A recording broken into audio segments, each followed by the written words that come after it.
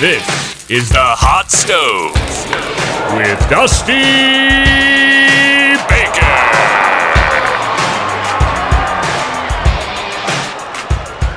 You are watching the Hot Stove Trade Deadline edition. The Washington Nationals started out the season as poorly as any other team in Major League Baseball, but have gone on a tear since then. They're one of the best teams in baseball since May. So what will they do at the deadline? Well, they could still use some help, much like many other teams in baseball, with their bullpen.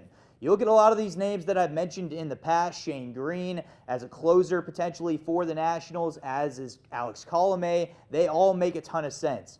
What I don't see happening is the Nationals ponying up serious prospects, however, for much better relievers, and that's why I think that they will probably find themselves out of the sweepstakes of a guy like Shane Greene, who will probably garner more prospects, as is with Ken Giles, maybe even with Daniel Hudson. I think the Nationals are the perfect fit for Ian Kennedy. Ian Kennedy is like a right-handed version of Sean Doolittle, who is their current closer. He seems like a perfect bridge for Doolittle at this time, and he won't cost the Nationals a ton either.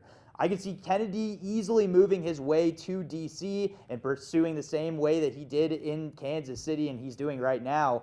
He's one of the best pitchers recently out of all the relievers that are available. And so the Nationals could pony up just a couple smaller prospects, get Kennedy from the Royals, and then on top of that, I could see them going after Colomé. Colomé makes a ton of sense. The Nationals as a whole, they don't need a lot of help offensively, but Jose Abreu could actually make a ton of sense at first base. Ryan Zimmerman is currently hurting on the IL right now, so I could see a Colomé and possibly also an Abreu deal, both bringing them into DC. If they do that, the Nationals are going to be a scary team, especially with that starting rotation. They could be one of those sleepers and dark horses you don't want to play in the playoffs. So if Colomé and Jose Abreu head their way, watch out, everybody. DC may be one of those scary teams in the postseason.